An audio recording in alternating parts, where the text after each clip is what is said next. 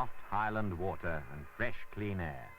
They blend together with malted barley to make a drink unique in its character and massive in its appeal.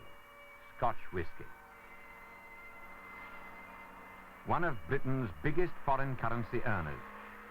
Last year, Britain exported some 92 million proof gallons to over 180 markets.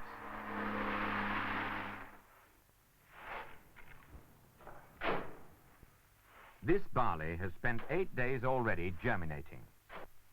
During that time, natural starch stored in the grain has been converted to soluble sugar, food for the growing young plant.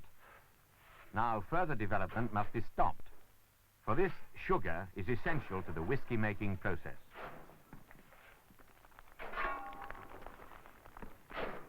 And so the newly sprouting barley, now called malt, is dried and cured on a grill above a smoky peat fire, which imparts its own distinctive flavour.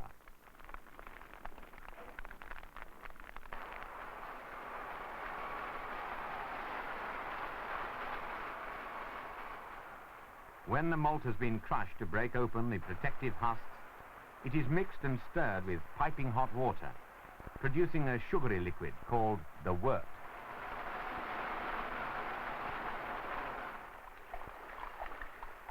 This is strained off into giant wooden vats.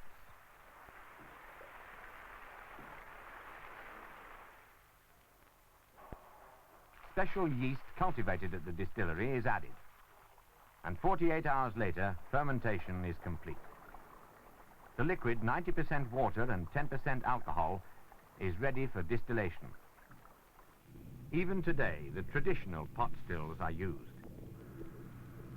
The temperature inside the copper still has to be carefully controlled, for only the spirit must be allowed to evaporate, up and across, to cool and condense. The spirit safe, a locked brass case, allows the young spirit to be sampled and controlled without a single human touch. The first and last parts of every distillation are returned to the still. Only the middle portion, the very best, is kept.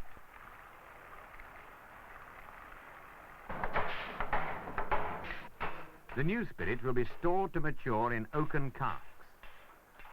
Casks still made and maintained in the traditional way at the distillery cooperage. Maturing is a lengthy business.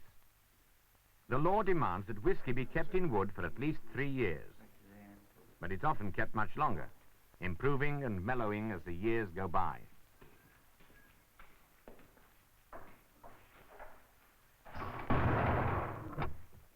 Safe under lock and seal of both exciseman and distiller.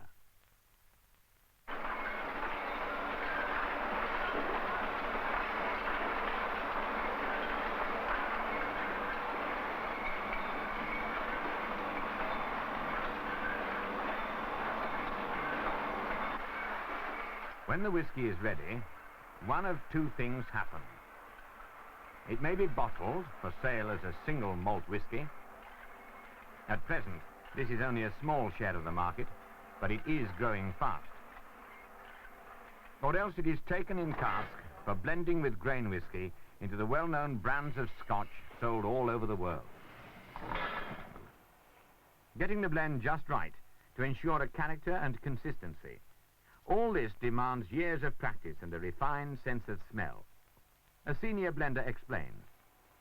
I've been blending for over 20 years, and when one first comes into the blending room, one is quite amazed at the wide variety of whiskies which are available to the blender. And really what the blender does over the period of years with experience is to build up a storehouse of nose knowledge as to what he's looking for in each individual type of whisky. What we seek to do is to get malts which will join together with other malts to give us the final product. The malt whiskies, of course, that come from the Highland area are totally different from those that are produced in the lowlands. The big international companies will use anywhere between 40 and 50 different whiskies from the various areas I have mentioned. Indeed, the Scotch whisky blender can draw from a range of over 100 different malts. Nowhere else in the world is there anything like that number to choose from. But then, nowhere else is quite as suited to the production of whiskies as Scotland. We are fortunate that we have very good natural products. In other words, we have very fine water, we've got very good peat, we grow good barley, and we've got a great atmosphere for the casks to lie in over the years to mature, to produce the fine quality of Scotch whisky.